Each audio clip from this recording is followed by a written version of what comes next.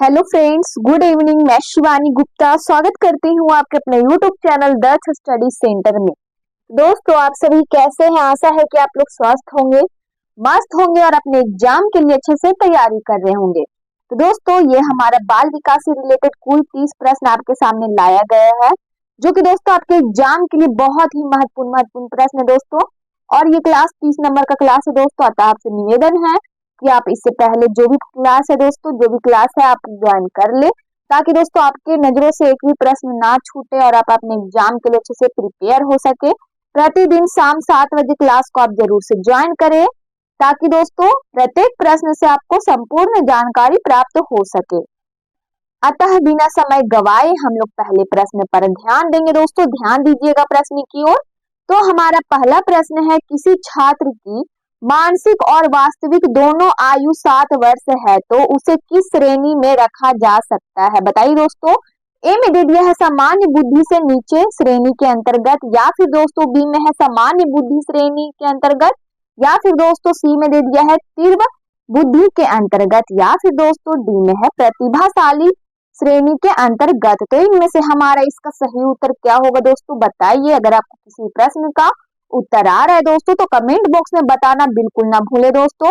तो हमारा प्रश्न क्या है दोस्तों? किसी छात्र की मानसिक और वास्तविक दोनों आयु 7 वर्ष है तो उसे किस श्रेणी में रखा जा सकता है दोस्तों? तो हमारा सही उत्तर है सामान्य बुद्धि श्रेणी के अंतर्गत रखा जा सकता है। बी ऑप्शन हमारा इसका उत्तर हो जाएगा। इसी प्रकार अगले प्रश्न पर भी ध्यान देंगे। तो हमारा पहला प्रश्न है, इनमें से कौन एनसीएफ 2005 का एक मार्गदर्शक सिद्धांत है? हमारा प्रश्न क्या है दोस्तों? ध्यान दीजिएगा प्रश्न की ओर। इनमें से कौन एनसीएफ 2005 का एक मार्गदर्शक सिद्धांत है? तो इनमें से हमारा इसका सही उत्तर क्या होगा दोस्तों? बताइए। ए में दे दिया है एकीकृत पाठ्य पुस्तकों का विकास, या फिर दोस्तों बी में है बस्ते के बोझ का कम करना, या फिर दोस्तों सी में है परीक्षा प्रणाली को अधिक लचीला बनाना, डी में है उपयुक्त सभी। तो इनमें से हमारा इसका सही उत्तर क्या होगा दोस्तों? बताइए। इनमें से कौन है जो एनसीएफ 2005 का एक मार्गदर्शक सिद्धांत है दोस्तों? तो इनमें से हमारा इसका सही उत्तर क्या होगा दोस्तों? बताइए। उपयुक्त सभी हमारा ए बी सी तीनों हमारा सही है दोस्तों, अर्थात डी ऑप्शन हमारा इसका उत्तर हो जाएगा, उपयुक्त सभी। इसी प्रकार अगले प्रश्न पर भी ध्यान देंगे। पाठ योजना का मुख्य भाग है। हमारा प्रश्न क्या दोस्तों? पाठ योजना का मुख्य भाग निम्न में से क्या है? ए में दे दिया है निष्कर्ष, बी में है पुनरीक्षण, या फिर दोस्तों सी में है तैयारी, डी में है प्रस्तुतिकरण। तो इनमें से हमारा इसका सही उत्तर क्या होगा दोस्तों? बताइए। जल्द से जल्द दोस्तों इस प्रश्न का आप उत्तर बताइए। तो इनमें से हमारा इसका सही उत्तर है दोस्तों तैयारी। पाठ योजना का मुख्य भाग क्या है दोस्तों? तो तैयारी है। सी ऑप्शन हमारा इसका उत्तर हो जाएगा। इसी प्रकार अगले प्रश्न पर भी ध्यान देंगे। जीन पियाजे के अनुसार किस अवस्था में बच्चों में अमूर्त तर्क एवं तार्किक कौशल विकसित होते हैं? बताइए दोस्तों, किस अवस्था में बच्चों में अमूर्त तर्क एवं तार्किक कौशल विकसित होते हैं? ए में दे दिया है संवेद गतीय अवस्था में, या फिर दोस्तों बी में है प्राक प्रक्रिया अवस्था में, या फिर सी में है मूर्त प्रक्रिया अवस्था में, डी में है दोस्तों औपचारिक प्रक्रिया अवस्था में। तो बताइए इनमें से हमारा इसका सही उत्तर क्या होगा दोस्तों? जीन पियाजे के अनुसार किस अवस्था में बच्चों में अमूर्त तर्क एवं तार्किक कौशल विकसित होते हैं दोस्तों? तो औपचारिक प्रक्रिया अवस्था में। डी ऑप्शन हमारा इसका उत्तर हो जाएगा। इसी प्रकार अगले प्रश्न पर भी ध्यान देंगे। तो हमारा अगला प्रश्न है, गणित सीखने के रचनात्मक उपागम के तहत विद्यार्थियों को प्रोत्साहित किया जाता है। बताइए दोस्तों, कैसे? त्रुटियों से पूर्णतः बचना, या फिर दोस्तों बी में है उदाहरणों से नियमों या सूत्रों का पता लगाना, सी में है नियमों सूत्रों को याद करने पर जोर, डी में इनमें से सभी। तो इनमें से हमारा इसका सही उत्तर क्या होगा दोस्तों? बताइए।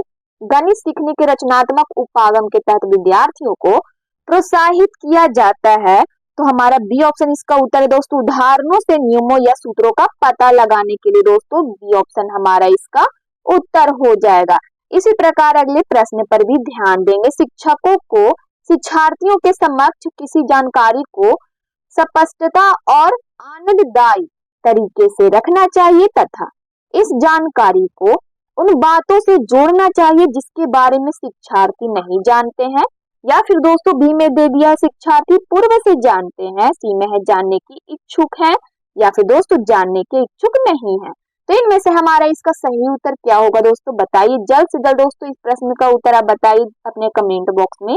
तो हमारा प्रश्न क्या है दोस्तों, शिक्षकों को शिक्षार्थियों के समक्ष किसी जानकारी को स्पष्टता और आनंददायी तरीके से रखना चाहिए तथा इस जानकारी को उन बातों से जोड़ना चाहिए जिसके बारे में शिक्षार्थी पूर्व से जानते हैं। दोस्तों बी ऑप्शन हमारा इसका उत्तर हो जाएगा। अगले प्रश्न पर ध्यान देंगे, किसी जांच के लिए ब्लूप्रिंट तैयार करते समय इनमें से किसको ध्यान में नहीं रखा जाता है। हमारा प्रश्न क्या दोस्तों, किसी जांच के लिए ब्लूप्रिंट तैयार करते समय इनमें से किसको ध्यान में नहीं रखा जाता है। दोस्तों ए में दे दिया है प्रकरण को, या फिर दोस्तों बी में है अनुदेशनात्मक उद्देश्य को, सी में है प्रश्नों के स्वरूप, डी में है मूल्यांकन को महत्व। तो इनमें से हमारा इसका सही उत्तर क्या होगा दोस्तों, बताइए किसी जांच के लिए ब्लूप्रिंट तैयार करते समय इनमें से किसको ध्यान में नहीं रखा जा सकता है। दोस्तों नहीं रखा जाता है, तो बताइए इनमें से हमारा इसका सही उत्तर क्या होगा, मूल्यांकन को ध्यान में नहीं रखा जाता है। दोस्तों डी ऑप्शन हमारा इसका उत्तर हो जाएगा, मूल्यांकन को महत्व, डी ऑप्शन हमारा इसका उत्तर हो जाएगा। मूल्यांकन के महत्व को ध्यान में नहीं रखा जाता है, डी ऑप्शन हमारा इसका उत्तर है। इसी प्रकार अगले प्रश्न पर भी ध्यान देंगे, सामाजिक अधिगम का सिद्धांत प्रतिपादित किया गया, बताइए दोस्तों सामाजिक अधिगम का सिद्धांत किसके द्वारा प्रतिपादित किया गया। ए में दे दिया है थॉर्नडाइक के द्वारा, बी में है पॉवलर के द्वारा, सी में दोस्तों बंडूरा के द्वारा, डी में है रोजर्स के द्वारा। तो बताइए इनमें से हमारा इसका सही उत्तर क्या होगा, सामाजिक अधिगम का सिद्धांत दोस्तों बंडूरा के द्वारा प्रतिपादित किया गया है। दोस्तों सी ऑप्शन आपका उत्तर हो जाएगा। इस प्रश्न का उत्तर क्या है, बंडूरा, सी ऑप्शन हमारा उत्तर है।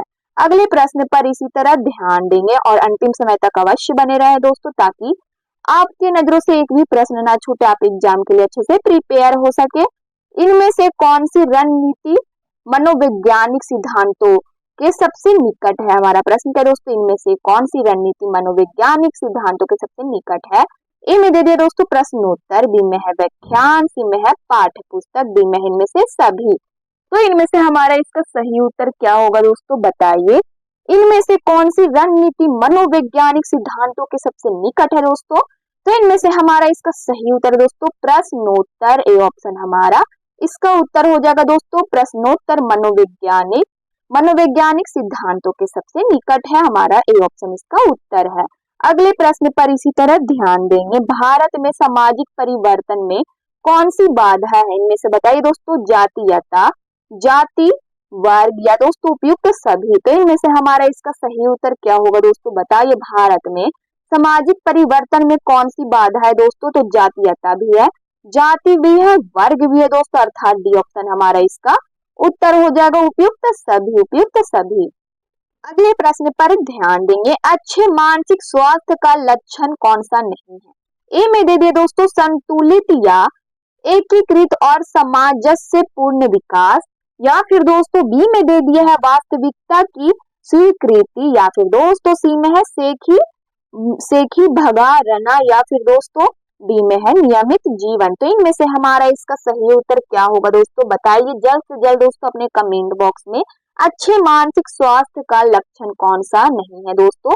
तो सी ऑप्शन दोस्तों देखने ही से लग रहा है कि सी ऑप्शन हमारा इसका उत्तर हो जाएगा। सेखी भगारना हमारा लक्षण नहीं है दोस्तों अच्छे मानसिक स्वास्थ्य का, तो हमारा सी ऑप्शन इसका उत्तर हो जाएगा। बाकी ए, बी, डी ये हमारा तीनों है दोस्तों अच्छे मानसिक स्वास्थ्य का लक्षण है, अर्थात ठीक है सी ऑप्शन हमारा इसका उत्तर है। अगले प्रश्न पर इसी तरह ध्यान देंगे, राज्य शिक्षा शोध एवं प्रशिक्षण परिषद बिहार की स्थापना हुई, बताइए दोस्तों किस वर्ष में। ए में दे दिया है 1986 में, या फिर दोस्तों बी में है 1991 में, सी में दोस्तों 1981, या फिर डी में है 1988।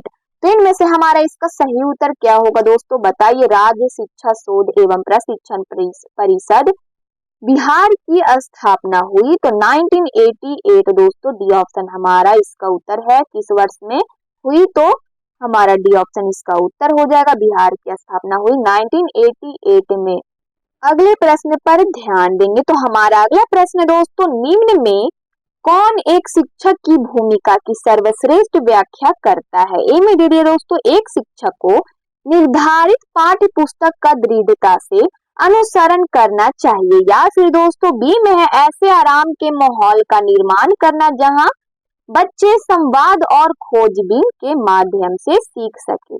सी में है समय पर पाठ्यक्रम को पूरा करना महत्वपूर्ण है। डी में है शिक्षक की महत्वपूर्ण भूमिका है कि वह वर्ग कक्षा में अनुशासन बनाए रखे। तो इनमें से हमारा इसका सही उत्तर क्या होगा दोस्तों, बताइए। निम्न में कौन एक शिक्षक की भूमिका की सर्वश्रेष्ठ व्याख्या करता है दोस्तों? तो बताइए इनमें से हमारा इसका सही उत्तर क्या होगा। बी ऑप्शन हमारा इसका उत्तर हो जाएगा दोस्तों, ऐसे आराम के माहौल का निर्माण करना जहां बच्चे संवाद और खोजबीन के माध्यम से सीख सके। बी ऑप्शन हमारा इसका उत्तर हो जाएगा। इसी प्रकार अगले प्रश्न पर भी ध्यान देंगे। ज्योत्सना अक्सर निर्धारित कार्य को छोटे छोटे कार्यों में विभाजित कर देती है ताकि वह उसे आसानी से कर सके। वह उपयोग कर रही है, बताइए दोस्तों किस चीज का उपयोग हो रहा है। ए में दे दिया है सहायक विस्तार प्रक्रिया का उपयोग, या फिर दोस्तों बी में है उपलक्ष्य विश्लेषण प्रक्रिया का उपयोग, या फिर सी में है क्रियाशील दृढ़ता का उपयोग, या फिर दोस्तों डी में है न्यूनकारिता। तो इनमें से हमारा इसका सही उत्तर क्या होगा दोस्तों, बताइए। ज्योत्सना अक्सर निर्धारित कार्य को छोटे छोटे कार्यों में विभाजित कर देती है ताकि वह उसे आसानी से कर सके। वह उपयोग कर रही है दोस्तों, बताइए इनमें से हमारा इसका सही उत्तर क्या होगा। उपलक्ष्य विश्लेषण प्रक्रिया का उपयोग कर रही है। बी ऑप्शन हमारा इसका उत्तर हो जाएगा।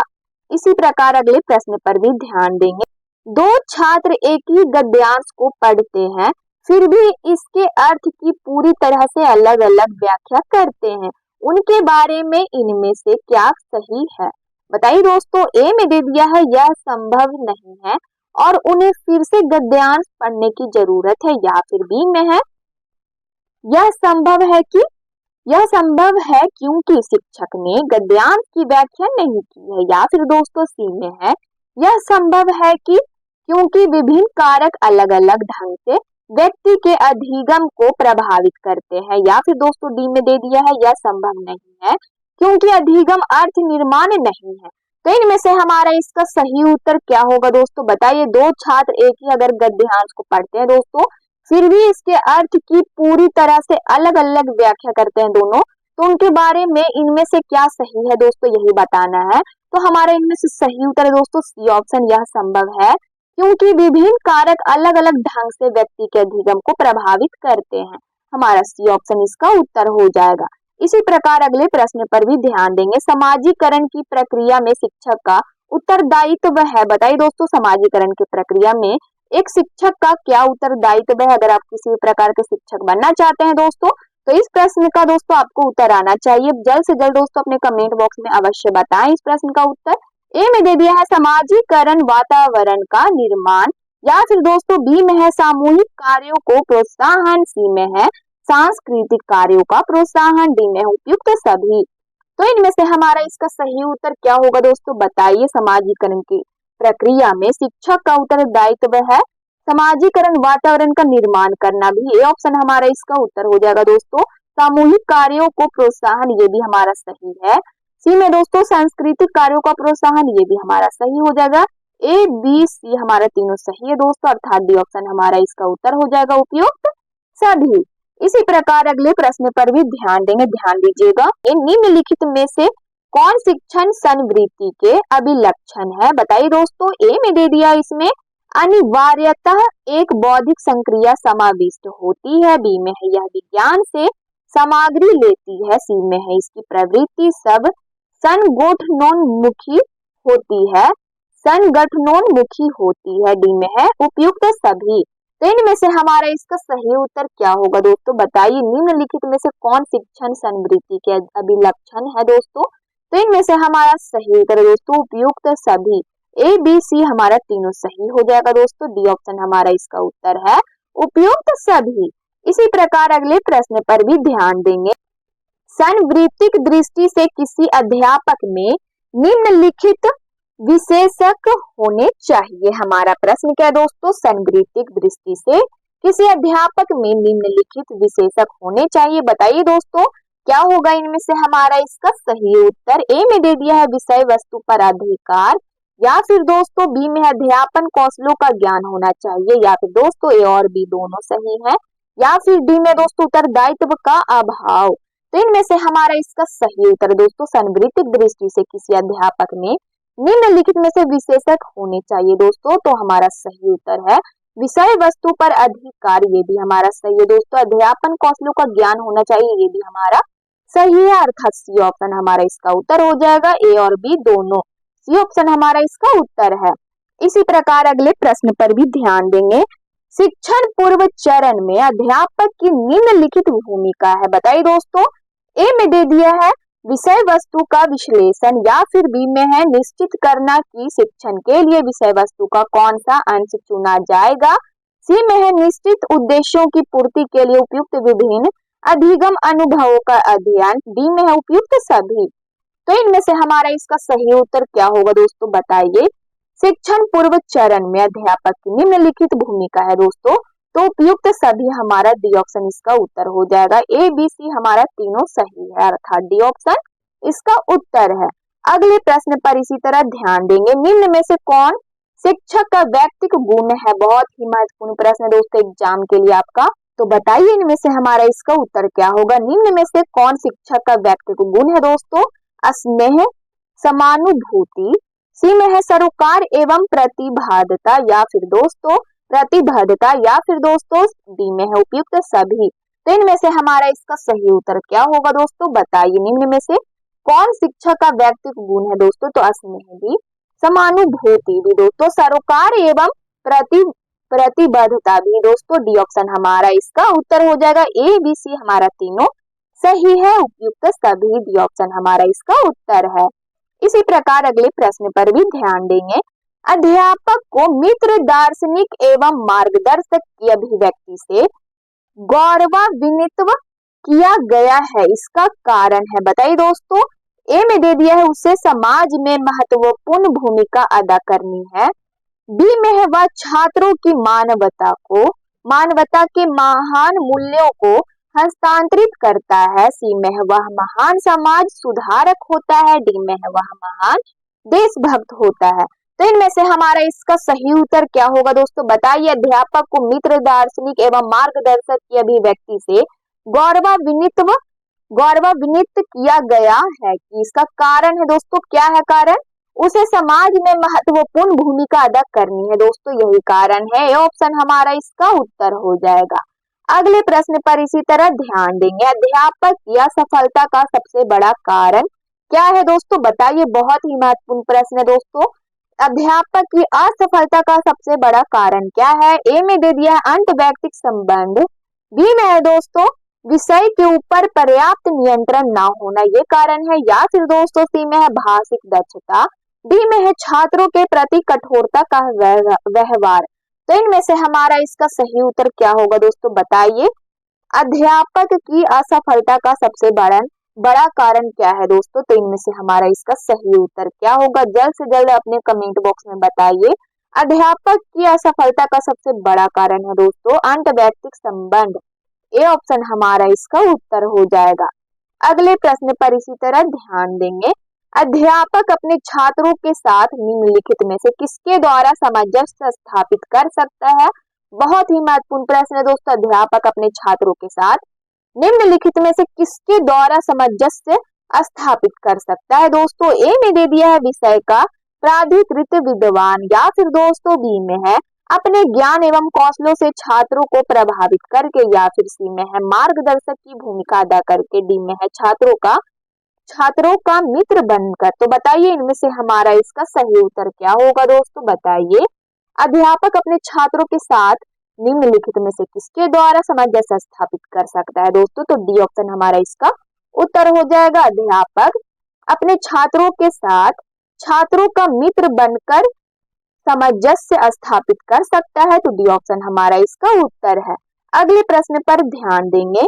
शिक्षा निम्नलिखित में से किसका एक शक्तिशाली साधन है? बहुत ही महत्वपूर्ण प्रश्न है। शिक्षा निम्नलिखित में से किसका एक शक्तिशाली साधन है? ए में दे दिया है सामाजिक रूपांतर का, या फिर बी में है व्यक्तिगत रूपांतर का, सी में है सांस्कृतिक रूपांतर का, या फिर डी में है उपयुक्त सभी का। तो इनमें से हमारा इसका सही उत्तर क्या होगा दोस्तों, बताइए। शिक्षा निम्नलिखित में से किसका एक शक्तिशाली साधन है दोस्तों, तो सामाजिक रूपांतर का भी, व्यक्तिगत रूपांतर का भी, सांस्कृतिक रूपांतर का भी दोस्तों, अर्थात डी ऑप्शन हमारा इसका उत्तर हो जाएगा, उपयुक्त सभी। अगले प्रश्न पर इसी तरह ध्यान देंगे। विद्यार्थी की अधिकतम आत्मोपलब्धि में अध्यापक का योगदान निम्नलिखित में किसके द्वारा होता है। ए में दे दिया है छात्रों की आवश्यकता की अनवरत पूर्ति द्वारा, बी में है कक्षा में छात्रों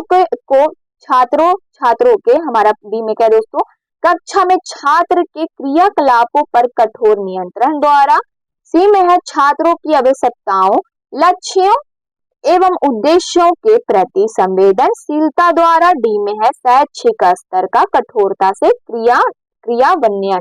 तो इनमें से हमारा इसका सही उत्तर क्या होगा दोस्तों, बताइए।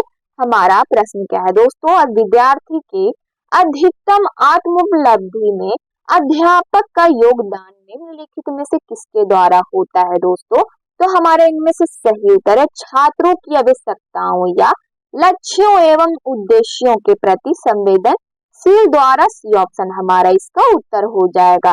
अगले प्रश्न पर ध्यान देंगे। कक्षा में कुछ छात्र बहुत अधिगम जिज्ञासा प्रदर्शित करते हैं क्योंकि दोस्तों वह प्रतिभाशाली बच्चे हैं इसलिए, या फिर दोस्तों बी में है धनी परिवारों के हैं इसलिए, या फिर सी में है बनावटी व्यवहार करते हैं इसलिए, या कक्षा में उद्दंडता पैदा करना चाहते हैं इसलिए। तो इनमें से हमारा इसका सही उत्तर क्या होगा दोस्तों, बताइए। कक्षा में कुछ छात्र बहुत अधिगम जिज्ञासा प्रदर्शित करते हैं क्योंकि दोस्तों बच्चे क्या है, तो प्रतिभाशाली है दोस्तों, ये ऑप्शन हमारा इसका उत्तर हो जाएगा। इसी प्रकार अगले प्रश्न पर भी ध्यान देंगे। एक अध्यापक की सबसे महत्वपूर्ण विशेषता है, बताइए दोस्तों। बहुत ही महत्वपूर्ण प्रश्न है दोस्तों। अगर आप किसी भी प्रकार के दोस्तों शिक्षक बनना चाहते हैं या शिक्षक है दोस्तों, तो ये प्रश्न का दोस्तों आपको उत्तर आना चाहिए। तो बताइए, आप खुद ही बता सकते हैं तो दोस्तों, तो बताइए अपने कमेंट बॉक्स में दोस्तों लिखकर इस प्रश्न का जवाब बताइए। तो ए में दे दिया है विषय का गूढ़ ज्ञान, या फिर दोस्तों बी में है अच्छी संप्रेषण क्षमता, सी में दोस्तों छात्र कल्याण की चिंता, डी में है प्रभावी नेतृत्व के गुण। हमारा डी में क्या दोस्तों, प्रभावी नेतृत्व के गुण। तो इनमें से हमारा इसका सही उत्तर क्या होगा दोस्तों, जल्द से जल्द अपने कमेंट बॉक्स में बताइए। तो इनमें से हमारा इसका सही उत्तर क्या होगा दोस्तों, एक अध्यापक की सबसे महत्वपूर्ण विशेषता क्या है दोस्तों, तो विषय का गुण ज्ञान होना दोस्तों, यही एक विशेषता है। ऑप्शन हमारा इसका उत्तर हो जाएगा। इन सभी में से हमारा सही उत्तर क्या होगा, एक अध्यापक की सबसे महत्वपूर्ण विशेषता क्या है दोस्तों, तो विषय का गुण ज्ञान होना, ये ऑप्शन हमारा इसका उत्तर हो जाएगा।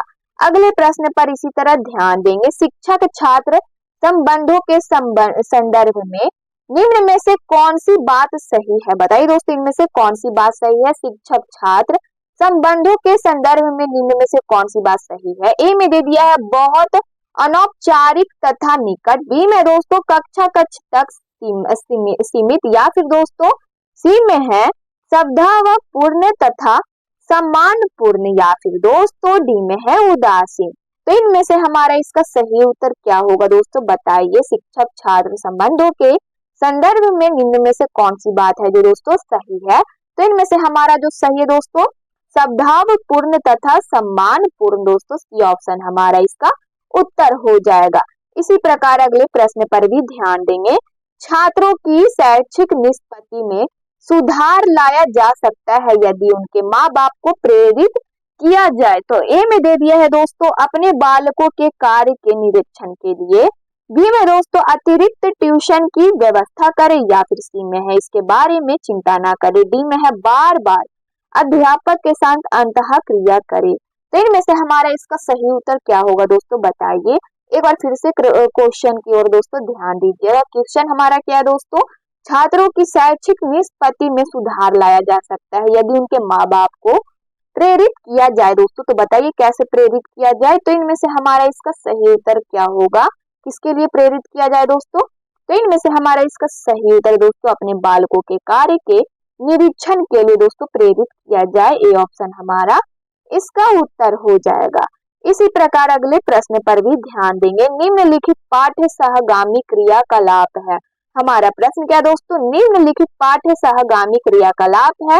ए में दे दिया है वाद विवाद और चर्चा, बी में है संगीत, डी में है, सी में है दोस्तों सी में है सहकारी बैंक, डी में है उपयुक्त सभी।